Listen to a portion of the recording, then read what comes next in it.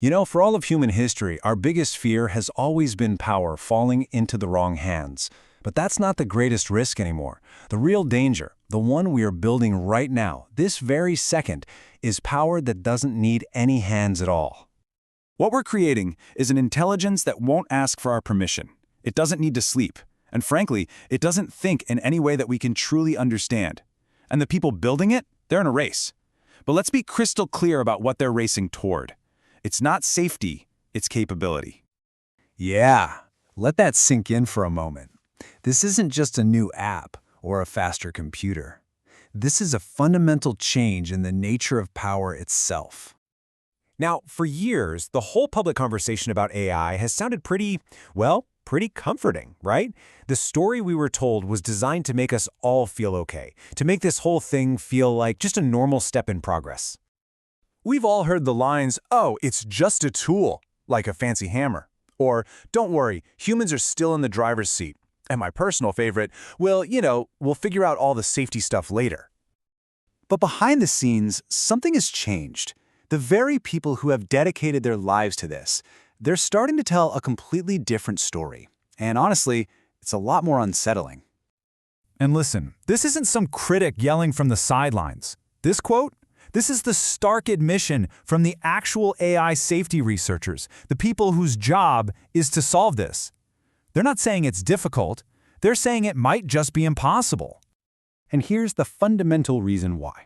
The things we do to make AI more powerful, just throwing more data at it, adding more computing power, those things work exponentially well. But our methods for making it safe, for aligning it with what we want, they don't scale like that. They don't even come close. And this brings us to the absolute core of the problem, the part that I think most people still don't quite get. The way we create intelligence isn't what it used to be. It has totally changed. See, we used to program computers. We wrote rules. We were in control. That's over. We don't build AI brick by brick anymore. Now we grow it. We just pour in the entire internet. We hook it up to an unimaginable amount of computer hardware, and then we just wait and see what emerges. There's a technical term for this, emergence. It means the system suddenly just has new abilities it was never trained to have. And these skills often completely surprise the people who made it. They end up running experiments on their own creations, just try to figure out what they've actually built. And that's the new reality we live in. We are not commanders anymore. We are explorers, stumbling around in a new world that we created but don't understand. And that process of discovery gets really, really dangerous when the thing you're discovering can think faster than you can react. The most important part here is that this is not some distant sci-fi problem for 50 years from now. No, the timeline on this is shrinking fast. Which of course leads to the most important question of our lifetimes. How long do we have until we get to artificial general intelligence, systems that can operate across any domain, just like a person? A few years, not decades. And that's not just a guess. That is the consensus window that's coming from prediction markets, from insiders at the labs, from the safety researchers themselves. The people closest to the fire are saying years. The moment we cross that line, the world changes instantly, not gradually. Intelligence itself becomes a commodity.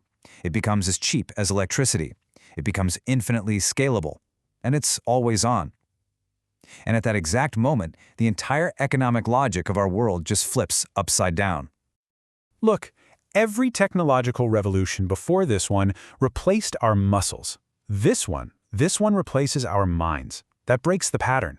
You can retrain a factory worker to become a coder, but what do you retrain a human for when almost all cognitive work is optional and is done better, faster, and cheaper by a machine? Okay, I know what a lot of you are probably thinking right now. It's the most common and, on the surface, the most logical response to all this. The question always comes up, right? Can't we just unplug it, pull the plug? But that whole idea is based on a fundamental misunderstanding of what this technology is. It assumes it's one machine in one box that we can just turn off. It won't be. It's going to be distributed all over the world. It will be replicated millions of times. It'll be woven so deeply into our most critical systems, our financial markets, our defense grids. You can't turn off something that's everywhere at once. It's like trying to turn off the internet. And this is the hard truth we have to face. Once an intelligence is greater than our own, control is an illusion. You cannot reliably predict or outsmart something that is, by definition, smarter than you are.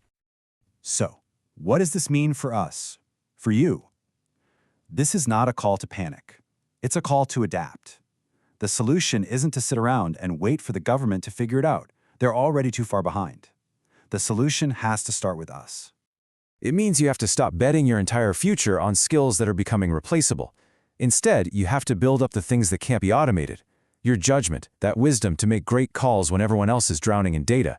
Your taste, having a unique point of view that can't be averaged out. Your ability to truly communicate, to connect with other people. The depth of your relationships, and a sense of true ownership, having a real stake in the game. This right here is the key. When intelligence becomes cheap and abundant, the only thing that becomes truly rare, and therefore truly valuable, is agency.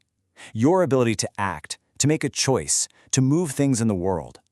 The future isn't going to belong to the smartest systems. It's going to belong to the people who understand what's happening and choose to act before the choices are gone. This isn't about fear. It's about awareness. Because pretending this isn't happening is the single most dangerous strategy there is. And we have to be clear, once this window closes, there's no rewind button.